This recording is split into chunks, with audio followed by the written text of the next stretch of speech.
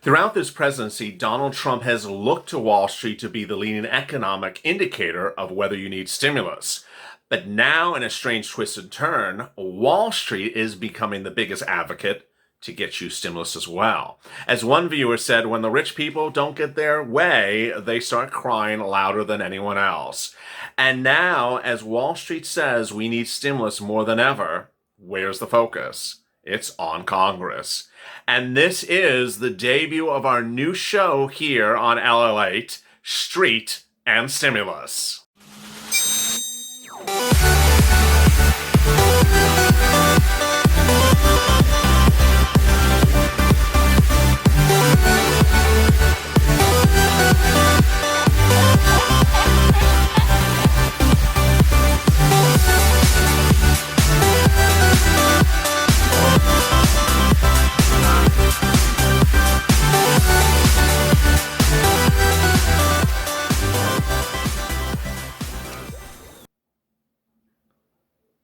Hey, good afternoon, everybody. This is our new show and a new test for tonight called The Street and Stimulus that focuses on the path to get you stimulus with economic analysis that you aren't seeing anywhere else, Wall Street analysis on stimulus that you're not going to see anywhere else, and focus on why financials push stimulus now more than anyone else in the national agenda.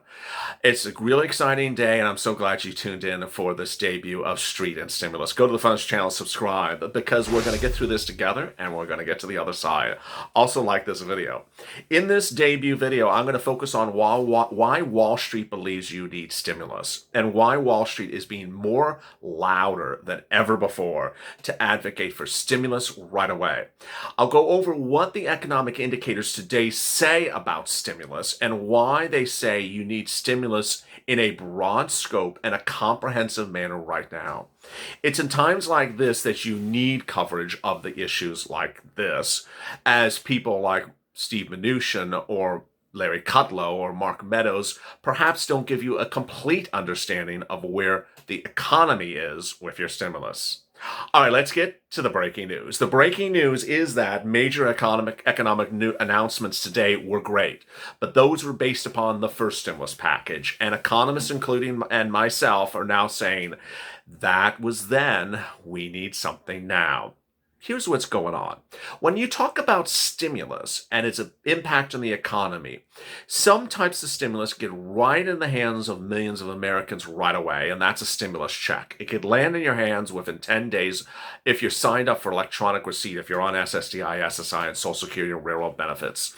The impact of a stimulus check on the economy is felt literally that month, because the economy will see the impact of people getting a check within about 10 days after something becomes law.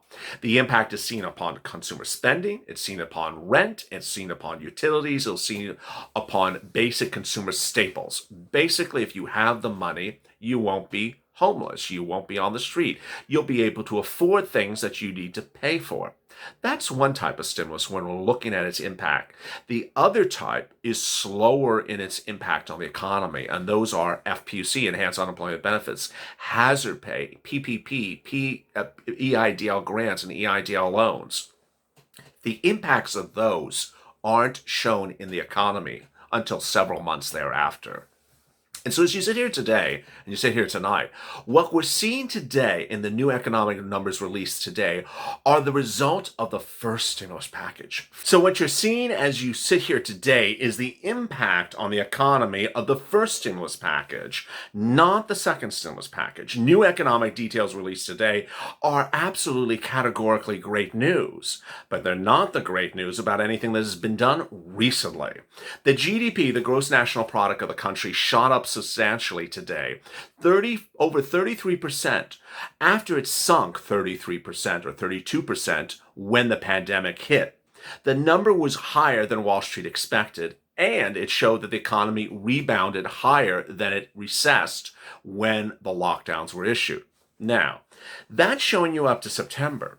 But as new lockdowns could be announced, as more shuttering of businesses could occur, as more restrictions about operations business occurs, as COVID-19 cases increase, that number is expected to drop again. How does it rebound? another round of stimulus. How about the other great number today? The other great number that came out today was the employment number.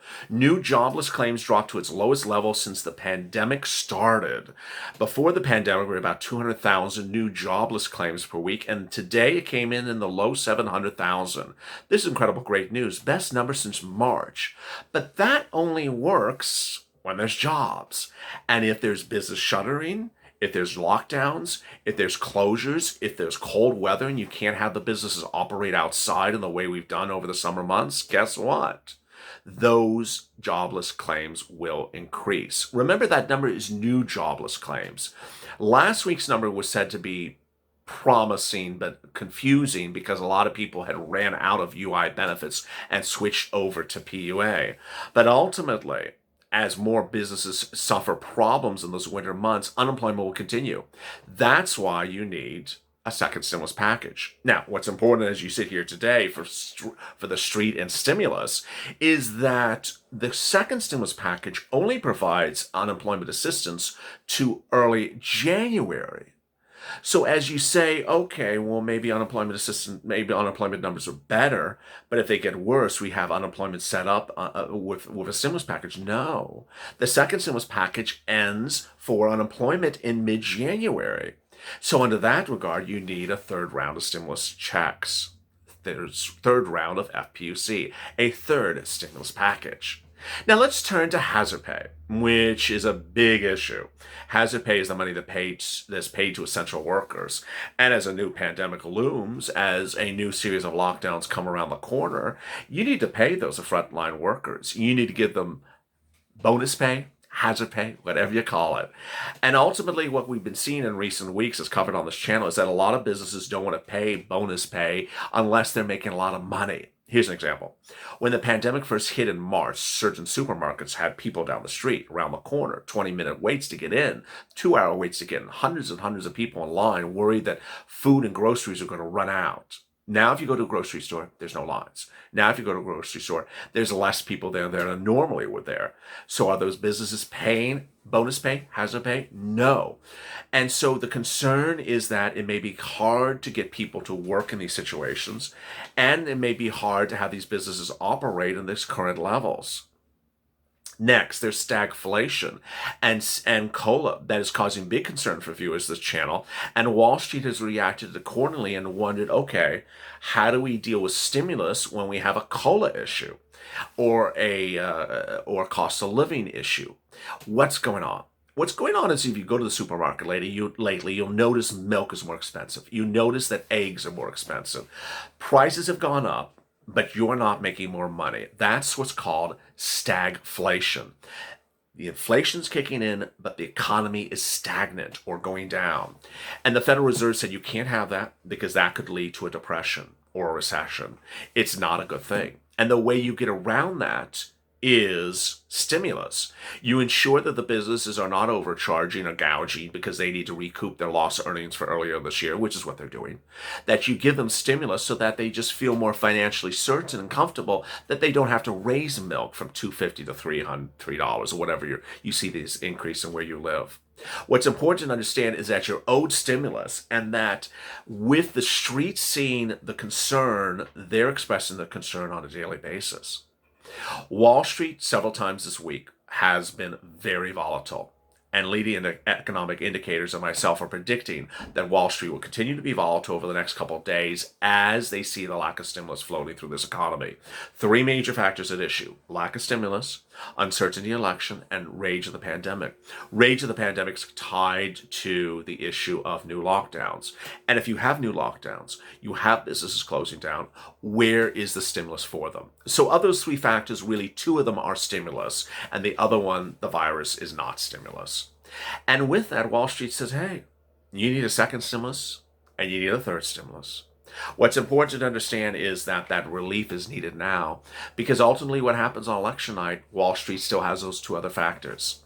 When we talk about the street and stimulus, people often say, hey, you know what? The Wall Street's a lot of rich people. Wall Street's a lot of people and they're just worried about themselves. No, Wall Street also is very vocal.